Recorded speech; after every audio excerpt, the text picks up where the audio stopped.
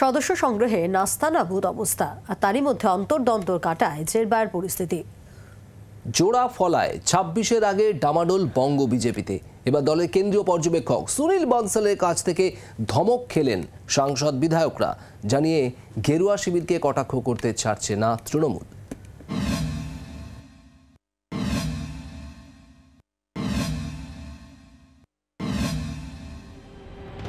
অমিত শাহর বেঁধে দেওয়া টার্গেট, সেই টার্গেট মতো ১ কোটি সদস্য সংগ্রহে নাস্তানাবুদ বঙ্গ বিজেপি। লক্ষ্য পূরণ থেকে এখনো ঢের দূরে গেরুয়া শিবির। দলের রাজ্য নেতাদের অনুরোধে ইতিমধ্যেই বেড়েছে সদস্যতা অভিযানের সময়সীমা। ২৬-এর আগে শাহর বেঁধে দেওয়া সদস্য সংগ্রহের টার্গেট পূরণে এই দশার মাঝেই অন্তর্দ্বন্দ্ব কাঁটা হয়ে বিঁধছে। আর এই দুয়ে মিলিয়ে বর্তমানে ডামাডোলের পরিস্থিতি বঙ্গ বিজেপিতে।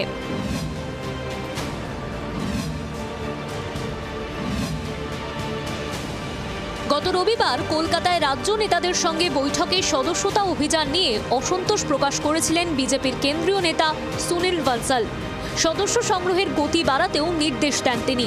আর এবার সুনীল বনসালের সঙ্গে ভার্চুয়াল বৈঠকে রীতিমতো ধমক খেলেন বিজেপির সাংসদ ও বিধায়করা। মঙ্গলবার রাতে বঙ্গ বিজেপির নেতা, সাংসদ, বিধায়কদের সঙ্গে ভার্চুয়াল বৈঠক করেন দলের কেন্দ্রীয় পর্যবেক্ষক। সূত্রের খবর, সাংসদ বিধায়কদের তুলোধনা করে তিনি বলেন, কোন বিধায়ক ও সাংসদ কি করছেন সব খবর আছে আমাদের কাছে। এলাকায় যান না অনেকেই, ঘুরে বেড়ান অন্য জায়গায় গিয়ে মস্তানি দল মেনে নেবে না। জিতে ভাববেন না বিরাট কিছু হয়ে গিয়েছেন। কেন বেশ কিছু বিধায়ক ও সাংসদদের এলাকায় সদস্য সংখ্যার এই হাল, তা নিয়েও সুনীল বনসাল প্রশ্ন তোলেন বলে সূত্রের খবর।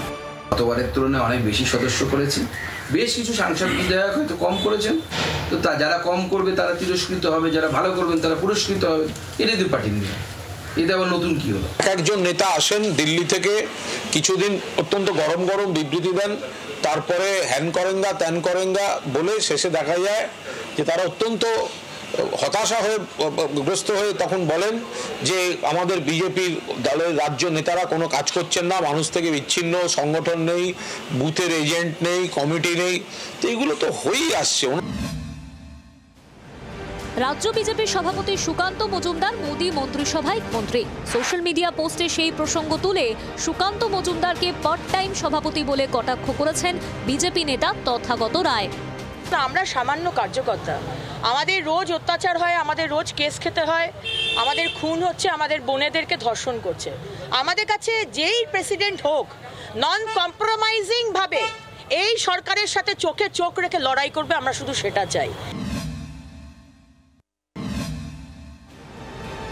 ২৬-এর আগে বঙ্গ বিজেপির শাহর বেঁধে দেওয়া টার্গেট পূরণ করে ও অন্তর্দ্বন্দ্ব কাটিয়ে উঠতে পারে কিনা সেদিকে নজর থাকবে রাজনৈতিক মহলের।